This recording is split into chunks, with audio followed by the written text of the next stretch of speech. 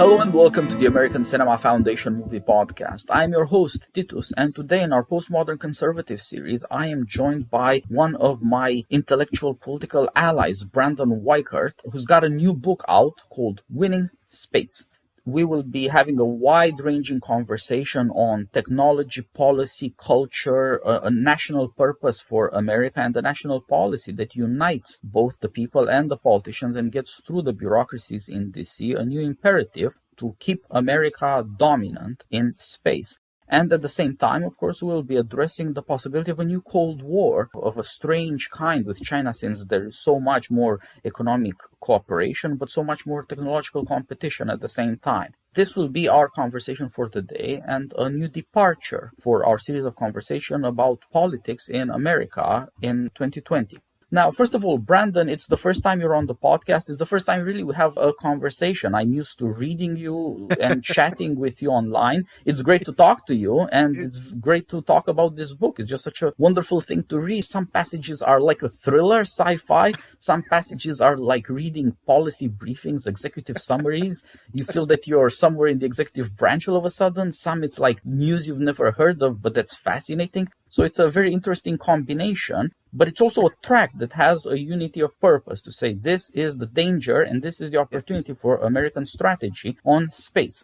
So I recommend to people, Brandon Weichert, Winning Space. Go buy, just hop on Amazon. It's out on September 15. Do yourself a favor. You will love reading this. It's tailor-made for men. But of course, before we get to the discussion of the book, Brandon, please introduce yourself for our audience and tell us about your experience and what got you to write this book in the first place.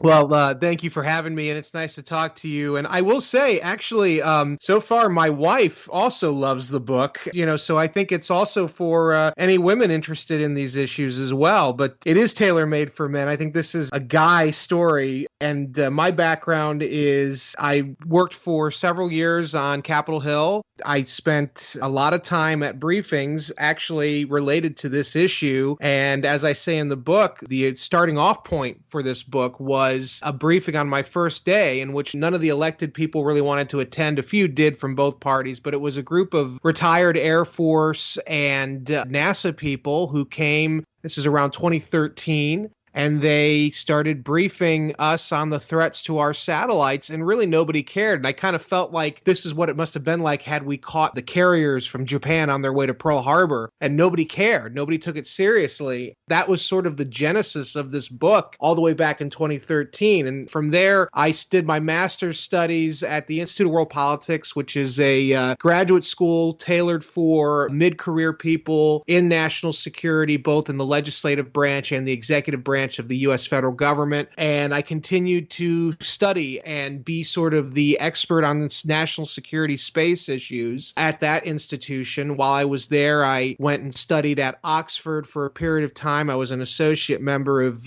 New College, and I focused on the decline of Imperial Britain from 1947 to 1997 under the tutelage of the great Dr. Richard Coggins. Then I went in and became sort of a consultant and advisor for political campaigns, but also, the DoD brings me out routinely to talk about emerging technology and sort of the impacts they'll have on geopolitics. I've advised for a long time various political campaigns, usually for the Republican Party. That's sort of my background. I'm kind of this policy analyst. I have a website, theweichertreport.com, WEICHERT report.com. I also write for American Greatness. I'm a contributing editor there. I've now started appearing in the Washington Times pretty regularly. And I write on these issues: national security, emerging tech, geopolitics. Occasionally I'll write on Congress. And this book is sort of the apotheosis of the last 6 years of my professional and academic life. Yes, indeed. You get in the book this sense that you come from two different kinds of career tracks. Yeah. Actually, you're a young guy and things have changed. Career tracks have changed, and it's possible to have these mixes now. And indeed, it's perhaps necessary. Yeah. One moment you're doing the wonky stuff on weapon systems or treatises. The next moment you're doing grand strategy stuff, or just the political press doing opinion on what it is that we're looking to do here. Yeah. And that's a good fit, I think, for readers in the world of the internet. It'll Yeah. feel very familiar. That, I think, will also shown in our conversation, but we have to tell our audience, you have a wide-ranging book. There are so many topics covered there because you wanted to teach people who is in space, who is getting into space. Small countries, large countries, American allies and American enemies alike. And so people will go away from this with a good view of what is happening in space, what has been happening, what is likely to be happening over the next decade, from the promising to the speculative to the very scary stuff that might cripple American power. We'll only be dealing with a specific matter that you addressed at some length. Yeah. The possible new Cold War with China. China is now a more impressive power than America, and that is not because it's more powerful, but because America seems decadent or powerless to stop Chinese power. So let's talk about the elements of American power in space and the weaknesses there, and then we'll move on to the elements and weaknesses of Chinese power. Sure. Tell us first of all about the satellite systems, about the civilian and military aspects of American involvement in space, and what has been holding America back, what crippled innovation and space domination.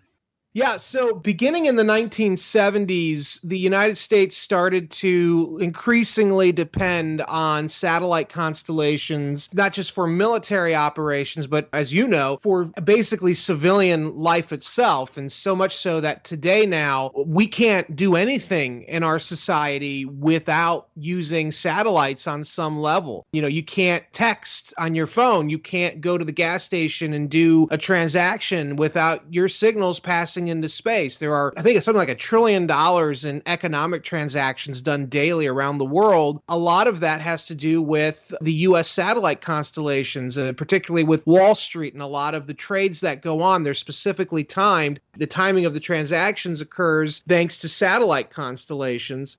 The U.S. military is mostly an expeditionary force, meaning that we deploy our forces globally over the horizon, far removed from our territorial waters. We send them to Europe, we send them to Asia, we send them, South America, in some cases, Africa. And so the frontier for America has largely been expanded well beyond its physical territory. That has largely been made possible in terms of the coordination and kind of keeping our forces linked together, give them surveillance, give them early missile warning. That has all been provided for by satellite and the synchronization that satellites allow. Our enemies know this. And paradoxically, as we've become inextricably linked to these systems in orbit, we haven't done much to defend them. In the 90s in particular, when the Cold War ended and the Soviet Union fell, that was sort of the opportunity we had to really enhance our position vis-a-vis our enemies on Earth, and we didn't. And that was largely because we didn't think we had any enemies that were technological. And the Chinese in particular watched in amazement as American forces took out Saddam Hussein's fourth largest army in the world. The Iraqi army was in 1991, and they saw how the American way of war operated, the synchronization, the precision-guided bombing. Well, all of that was thanks to American magic, the Chinese called it. And that was all courtesy of satellites. And so beginning in 91, the Chinese in particular said, you know what, we better start figuring out a way to weaken the American advantage. And they began looking at satellites as sort of the Achilles heel. I have an article pending with Newsweek in which I refer to America's overwhelming military dominance not as an impenetrable shield behind which American prosperity and happiness grows, but actually as a Jenga tower. And the Chinese, as well as other enemies like Russia, North Korea, and Iran, but the Chinese in particular, are trying to figure out ways to pull the pieces of that Jenga tower out so that it will inevitably collapse in on itself. The critical infrastructure is those satellites. In the book, I talk about how we need to defend those satellites by making them less complex, easier to replace, because one of the biggest burdens we have is cost of launch. And so private startups like SpaceX are helping us to overcome that cost disadvantage. And we need to do more to give those new startups in the launch services sector, a leg up. And then also we need to come up with strategies for defending existing American satellites. So things like launching what are known as small co-orbital satellites. We call them space stalkers. These are small satellites that either can be used to knock out enemy satellites physically, push them out of their orbit, or can be used in a defensive capacity to become bodyguard satellites for larger, more sensitive American systems in orbit, give our people more situational awareness, and be able to stop an enemy attack on our satellites should that ever come to pass in what I call a space Pearl Harbor. Because again, if you remove those satellite linkages, particularly U.S. military satellites operating in geosynchronous orbit, you've just rendered the American military on land, at sea, in air, and in the cyberspace domains deaf, dumb, and blind. And our enemies know this, and they are preparing to basically knock out those systems so that we can't defend, say, Taiwan from a Chinese attack, or we can't defend Israel from an Iranian potential attack, or South Korea from a North Korean attack, or even possibly somewhere in Eastern Europe from a Russian attack. And that's sort of the theory and the strategy behind particularly the Chinese looking at this as a possibility to really hurt the Americans, send us back to a pre-1970 style of warfare, which we're no longer conditioned to fight.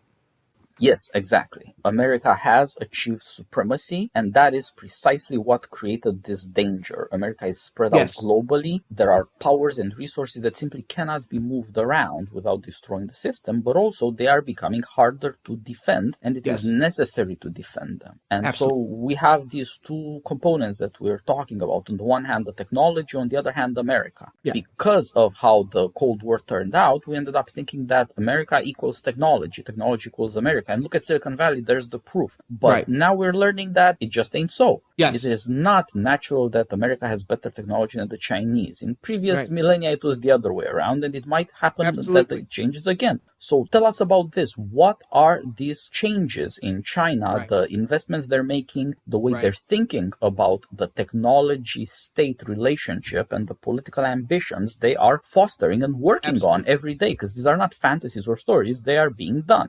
Yeah, and that's an excellent point. And, that's a large component of the book is talking about the Chinese culture of development. Beginning in the 1980s, China really worked hard after they opened themselves up to the West. The misnomer in the West is that Nixon and Kissinger opened up China. That's actually not true. Mao Zedong quite knowingly allowed China to open up to the West as part of a maneuver to give his country an advantage over what was then rapidly becoming his Soviet rivals. And ultimately, by the 1980s, his successor, Deng Xiaoping, said, we want to become, for lack of a better word, the sweatshop of the world. We'll become the workshop of the world. We'll build the things. We'll become the manufacturing hub.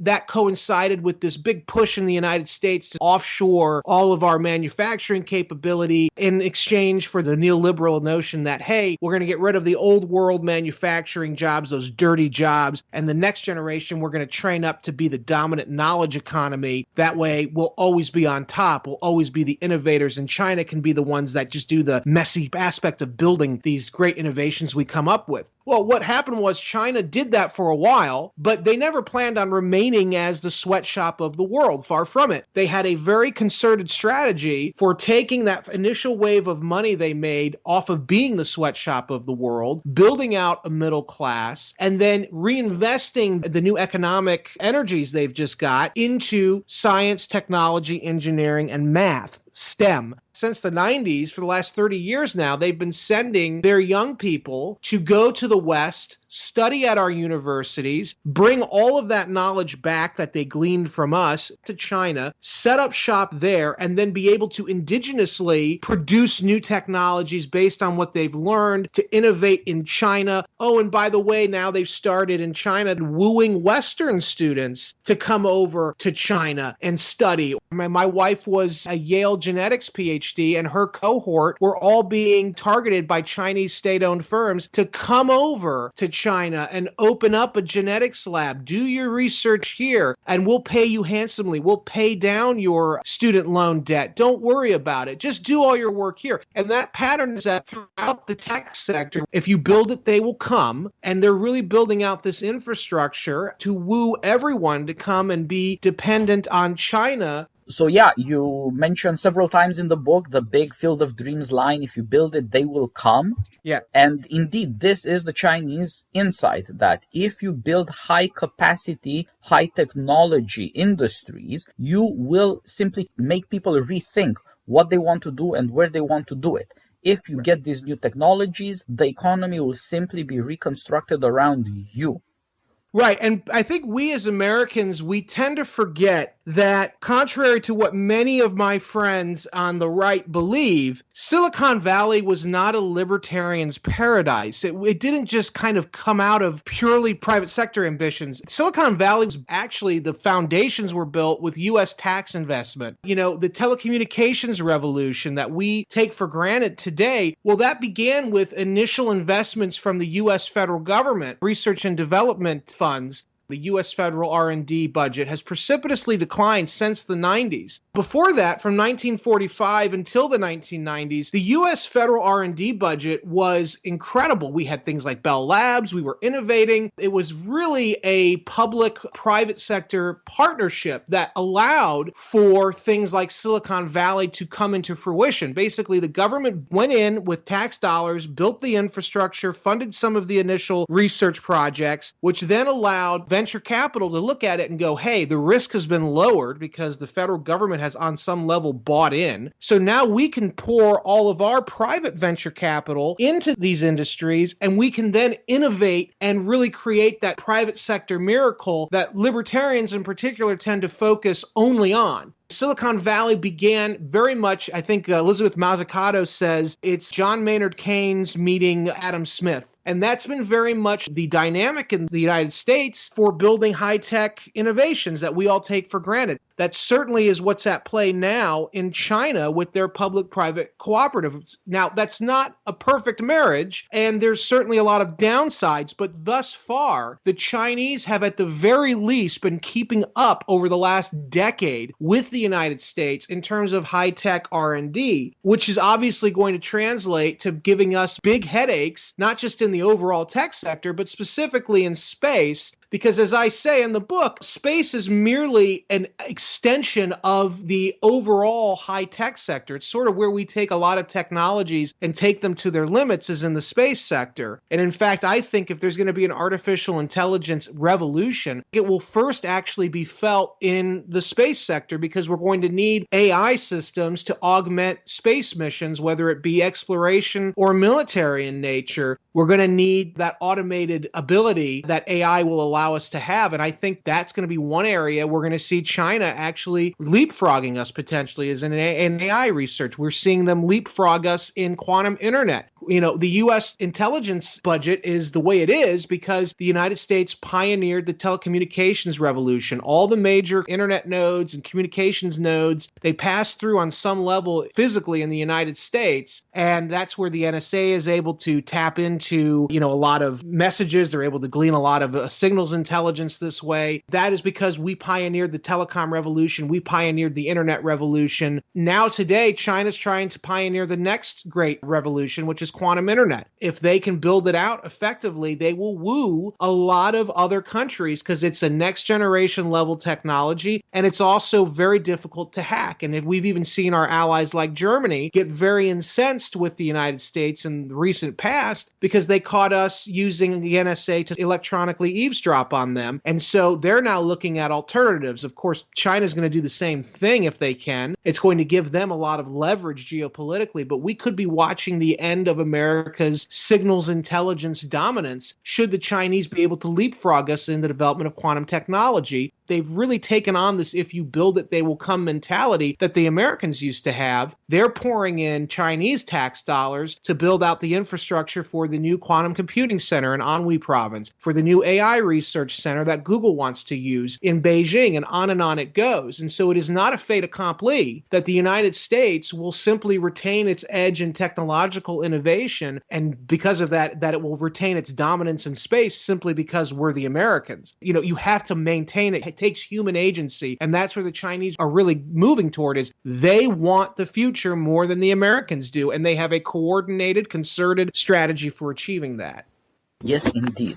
There we see the advantages of having the kind of tyranny that the Chinese Communist Party exercises. It is morally reprehensible, but that does not make it incompetent. Right. The delusions of the end of the Cold War made everybody think, as a thinker we both admire, Peter Thiel says, yes, that the world is divided between the developed and the developing world. And the implication there was not, as he notes, optimistic, because it meant there's nothing left to do in America. It's developed. It's done. All the money, all the business is in the developing world. Go to China, do business there, get your technology there, help them become rich and powerful. And since developing turns into developed, China will end up being another part of America. But it didn't turn out that way. China turned out to be an enemy and an attempt to replace America, as you say. A new communication technology, a new revolution in political communications in parallel with it, digital communications based on new things like quantum computing. This will be an opportunity for China to create another world. If they succeed, every power around them, first of all, will be tempted to use this Chinese way of life to be part of the Chinese economic way rather than the American one. So we see here that everything that we took for granted, American technology, the American economy in the post-war world, all of these things could go away. Yes, we take it for granted, and our enemies are simply pressing ahead. They don't care. You know, we are not only at risk of a space Pearl Harbor with our satellites, but because of all of this technological innovation ramp up in China, and because they are really working assiduously to woo a lot of the rest of the world to become dependent on their new industrial revolution in high tech, you're now also seeing this second space race shaping up, in which the Chinese very much are committed to not only getting their taikonauts, their version of astronauts, on the moon, but on staying on the moon and strip mining it, because there are a lot of mineable rare earth minerals in abundance on the moon. I would not be surprised if in the next decade, China manages to beat the United States in getting people to Mars. Maybe they won't colonize it, but I can definitely see them planting the red flag of China on the red planet before the United States can, unless the Americans really get serious about space. The Trump administration has been the most serious about space in my lifetime. I think since JFK, President Trump is the most serious political leader we've had on space. But the problem is, in our system, you've got to bring Congress along, and you've got to get the bureaucracy, the so-called deep state, on your side. And right now, even though Jim Bridenstine at NASA is a Trump person, he is being overwhelmed, I think, by the bureaucracy at NASA, which is quite inimical to the concept of using space as yet another venue of nationalism, of national strategic competition. And it shows, because we have not been going as far as we should in space. And I think that is yet another example of how the United States has fallen behind. And what a terrible world we'd be living in if one day we woke up and there are Chinese lunar colonies that are strip mining the moon, monopolizing the best real estate on the moon, at the same time that China has successfully landed astronauts on Mars. And we're still playing catch up. We're still talking about all these great things we want to do in space, but we can't do any of it because there's no political will, and we're not going to be leaving Earth anytime soon. It's not a good position to be in. Yes, exactly.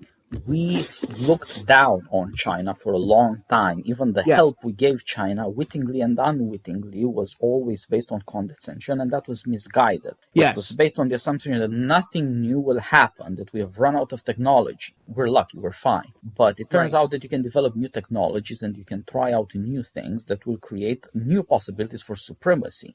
Right. Or you can even use old, I have a colleague formerly at the Office of Net Assessment at the Pentagon who said, Brandon, what you're talking about in your book is a lot of retro tech. And I said, it may be retro tech, but the fact is the Chinese are using that retro tech in innovative ways that we never did. And so even if it isn't new technology in some cases, for instance, a heavy lift rocket, we've used to get to the moon. Of course, we dismantled ours. The Chinese just got their Long March 5B rocket going in December of last year. And now they're using it to put new systems in orbit. They're going to use it to go back to the moon. They're going to use it to get to Mars. That may be retro tech, but darn it, they're using it. And it's giving them the headlines and giving them the national prestige, which translates into national power. It means that China has a confidence that the Americans no longer have, and that China looks like it's on the cutting edge of the future, which attracts more talent because they're building it, and therefore the talent will come.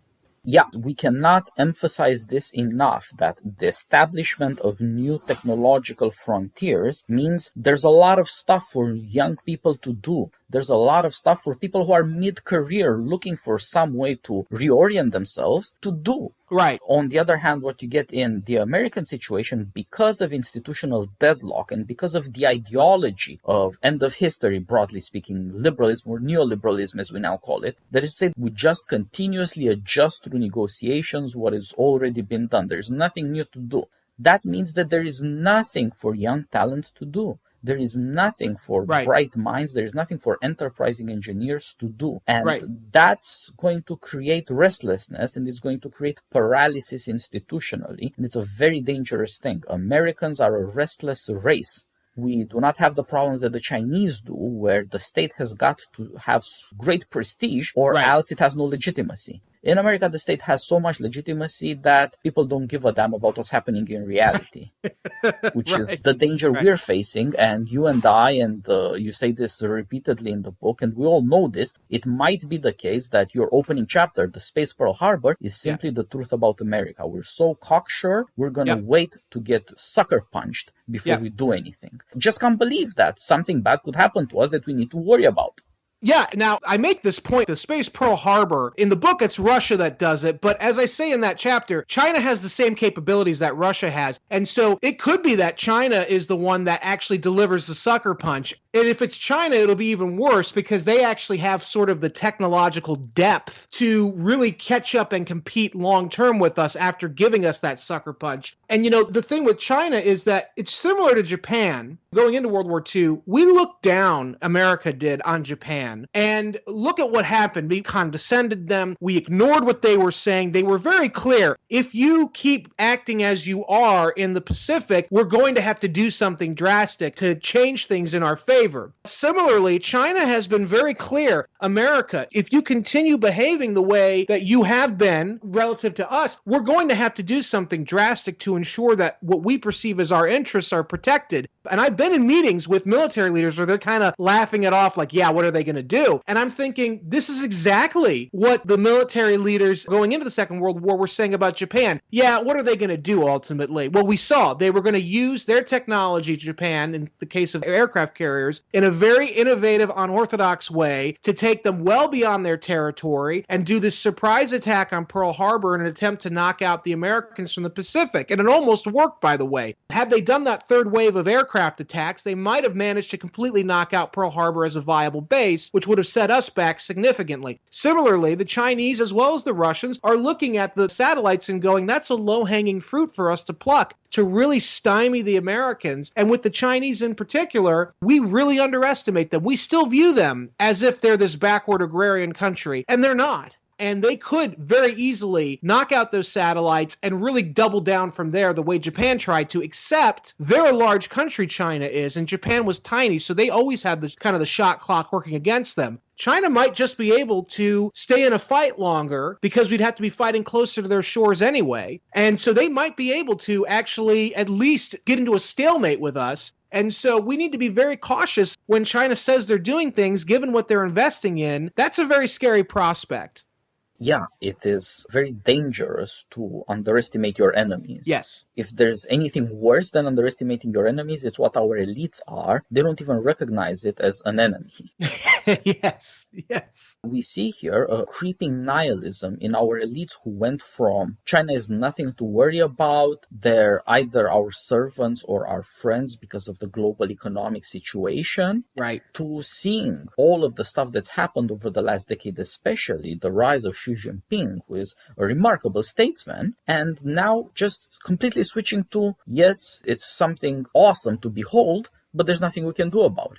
Right. From we don't want to we can't. Yeah, and at least half of our political establishment, I would argue the Democrats, are more concerned about Russia than they are about China. And don't get me wrong, I'll tell you, I think Russia could be a problem because of the way we've handled them, that's forcing them to get closer to China. But the real long-term threat is China, and at least half of America's political establishment would rather be buddy-buddy with China and fight Russia in yesterday's war rather than, maybe try to get Russia to our side side and fight China. And it's a problem. The worst thing that we could do for ourselves is get in this position where we're taking on two Eurasian juggernauts in China and Russia. I mean, that's a nightmare scenario. And particularly in the case of China, it's not going to be them being our servants, right? It's going to be them making us into their servants. They would love to get the high ground of the high-tech innovation. They'd get space to themselves. All the great innovations, the cool things that would define the next century would be done not in the United States as it was in the last century, but in China. And that is a nightmare scenario for anybody who's an American nationalist.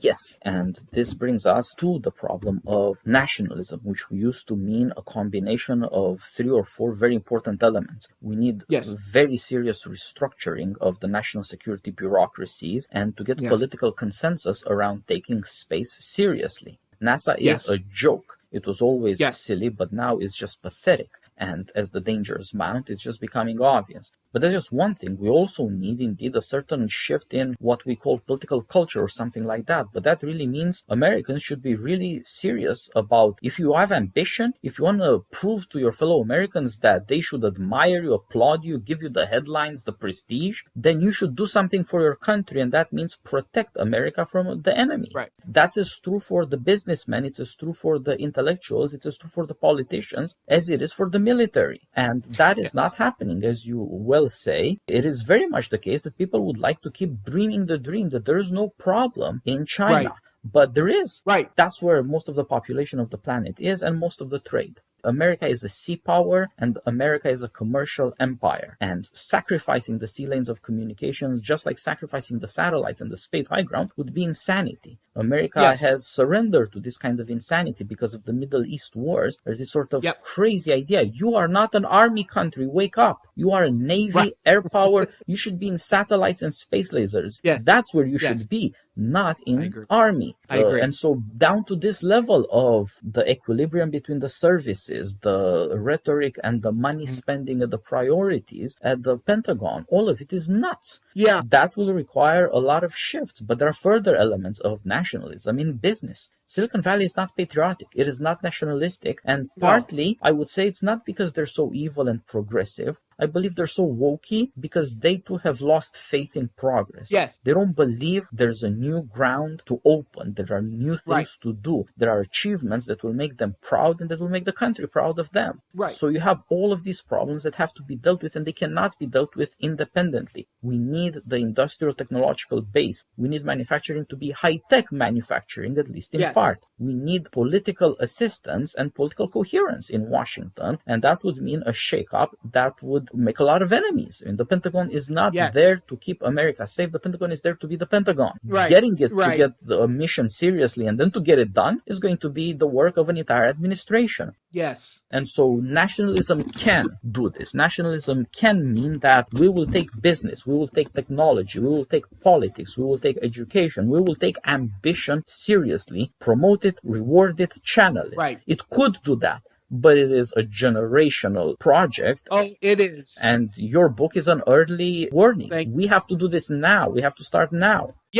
And I tell you, I had a 4-star general 3 weeks ago at an event that I was speaking at who wanted to have lunch with me afterward. This was in Washington, D.C. And, the first thing he said to me, he said, "It's a good thing you never actually were in uniform." I go, "Why?" And he said, "You would have been flattened by the bureaucracy by now with what you're talking about." I said, "I figured as much." And he said, "You have to think of it this way." He said, "What is the role of the bureaucracy?" And I said, "I don't know. You tell me." And he said, "Well, it's to gain consensus." And he said, "And how do you gain consensus in a bureaucracy? You flatten all the innovators, all of the rebels, and you squeeze them out. And you make sure that there is absolutely no Billy Mitchells among them, because that's the worst thing that you want, is someone who's going to challenge the consensus." And it's just funny because I never thought of it that way. But of course, I worked on the Hill, and there's the same logic there. When you're in it, you don't see it necessarily. But looking at it from outside, it is a huge problem. And it is partly the nature of bureaucracy. But you're right. It is, laziness or unwillingness to try new things. It's very sad. It's an inflexibility, and it makes us extremely incapable of rising to the new challenge.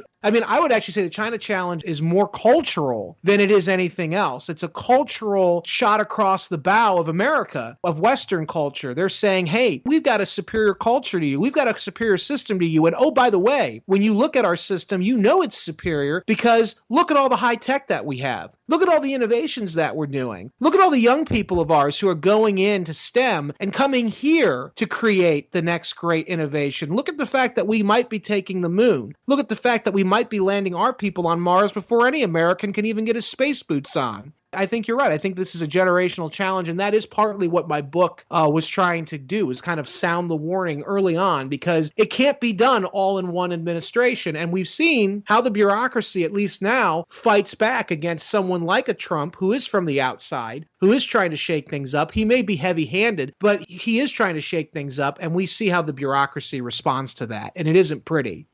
Yes, exactly. And it is not going to get prettier when you take on the deep state. You are in for a very, very serious fight that will be very, very underhanded. Right. As respectable as it is deeply corrupt. Right. Some of it is just human nature. This is America. You've got signals intelligence and human intelligence, as you were saying before. The NSA run by the generals and the CIA run by losers. Because we've relied on technology so much for so long with such success, because we're dominating the world in technology. Technology in the world was American technology. Yes. It made for the incompetence of the CIA, for trashy people like Deutsch and Tenet and Brennan. These people were running the CIA because it was a joke, and they were a joke, and all the catastrophes did not matter. Right. These were the kinds of people who could not care less if something like 9/11 happens. It's no concern to them. That's the truth of human intelligence in America, and presumably we should somehow try to deal with that. But with all of these things, you could think, well, this national security bureaucracy could be shaken up, but the result would be creating so many enemies that you would need a unique vision and a lot of ambitious people who are willing and eager even to cut through this stuff and make something worthwhile and prove to the people who will be judging at the next election that you can get stuff done. Yes. That is absolutely necessary, and of course it's part of American spirit. America has always reacted to the corruption of Washington, D.C. with something like Donald Trump. Yes. We need an insurgency from the country to remind elites that this is a democracy, and in democracy the people count. And if you do not ensure the safety and happiness of the people, you will get your ass handed to you. That's right. And better to do that through election than through war. Yes. And have enemies do that to America. Yes. But reading through your book, I was thinking about something that I'd been meaning to bring to your attention before. Yeah. There is this wonderful essay by Tom Wolfe, the great Tom Wolfe, about Bob Noyce, the founder of Intel and, of course, co-founder of Fairchild Semiconductors before that, the tinkerings of Bob Noyce. You know, he goes to see, where does Bob Noyce come from? Where did all these people who made Silicon Valley, where do they come from? I think you're perfectly right to point to the fact that it's not just venture capital or libertarian individualism. It's also a lot of R&D. Yes. It's also the government at work. It's a very important thing. Yes. But I think a third element is what Tom Wolfe points to. Those people were all born into a certain Protestant way of life that pushed them in a certain direction. They had a certain kind of childhood where their own manly spiritedness made them fight against the conventions, but in the way the conventions themselves guided them and led them into technology and science as a way of expressing both their intelligence and their individuality. And it led to these obsessive, hardworking types who didn't think they were alive if they weren't working until 2 a.m. in the morning. And those men were artists. If you look at their personality profile, they, I believe, were much similar to kind of the people we associate with the art world in terms of their manic nature and their obsessive quest for, you know, we would call it the next great product, but the next great innovation. And it was less about the money, although that was important, as it was about just getting the new next thing out. Very similar to how, you know, Michelangelo worked, or how, you know, Leonardo da Vinci worked. These men were artists, but they were also visionaries, engineers, and it was sort of this confluence. It wasn't any one thing, and I think that you're absolutely correct. It was that sort of lifestyle and culture that they came from, and I worry that we may have lost it, you know, and you're absolutely correct to point out that Tom Wolfe essay.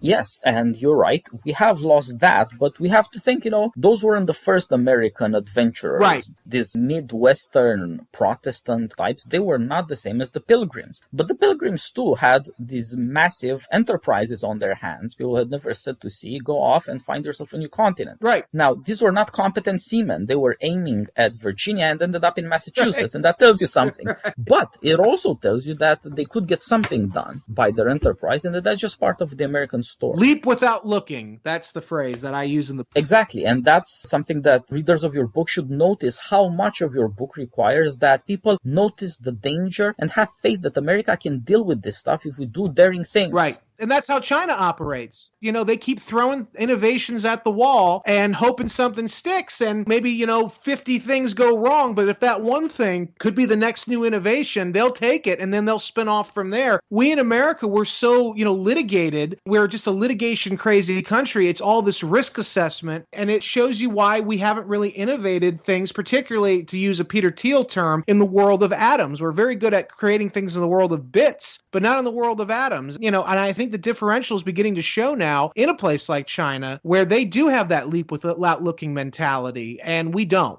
Yeah, that's a very good point. In certain important ways, in technology, there's more freedom in China than there is in America. That's almost unthinkable, but it's also just obvious, staring us in the face, not to say hitting us. Right.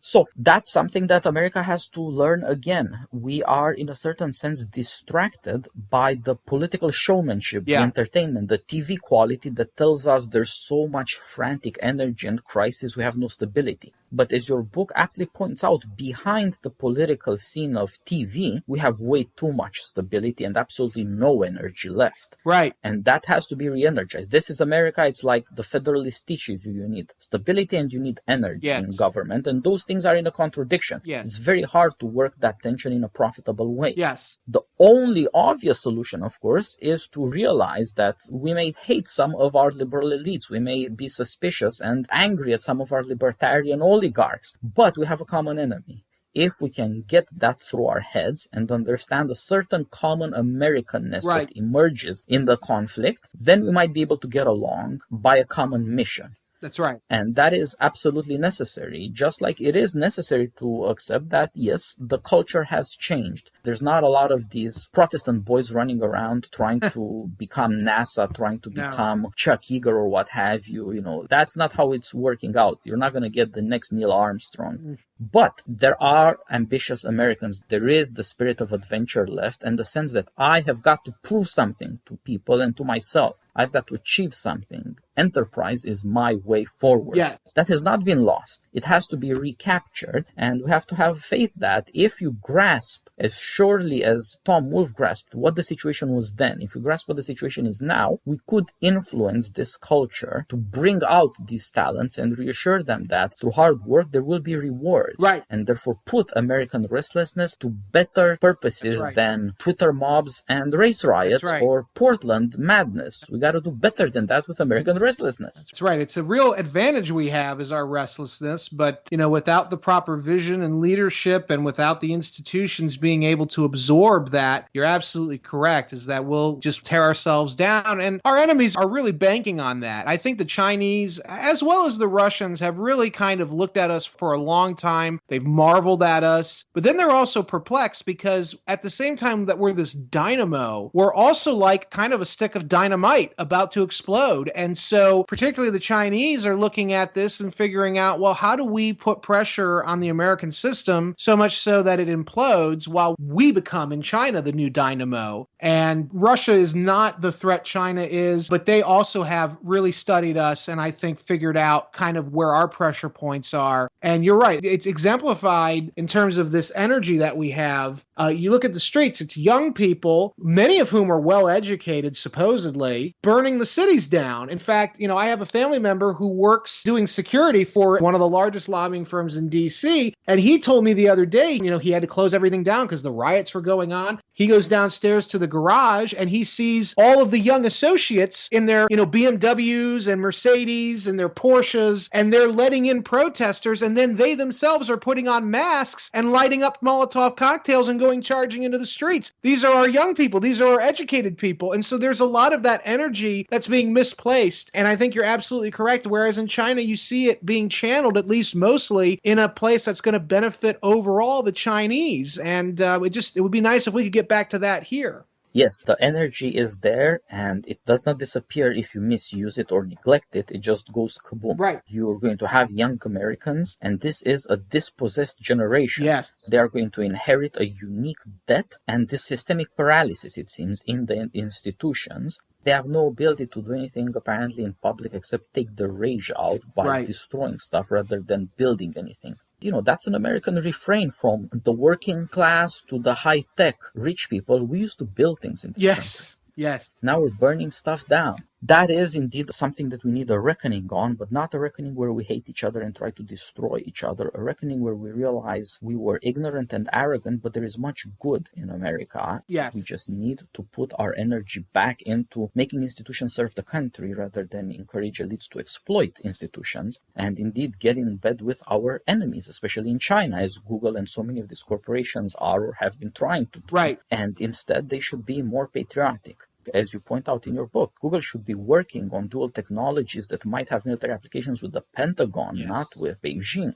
Somehow, apparently, this is not just no longer obvious, but the opposite is happening of patriotism. So we got to really get a handle on these things and to put our hopes in the fact that if we get a handle on things politically, culturally, things will gradually turn around and we can show success fairly early by doing impressive things so that there's confidence again building in America that there's a future. This is what you want to bet on. This is what you want to work for. This is what you want to hope for. Yes, absolutely. Well, Brendan, it's been very good talking to you about this, and I want to thank you for your time and to remind our audience, go on Amazon, go wherever you buy your books and buy Winning Space by Brandon Weichert. You will learn about the various players in space, from the smallest like Israel to the largest like China, in the full range in between. And you will be learning about the possibilities that we haven't gotten to talk about in detail. What it would mean to mine the moon, what it would mean to get solar energy from orbit without any of the difficulties of cloud cover, weather, climate, etc.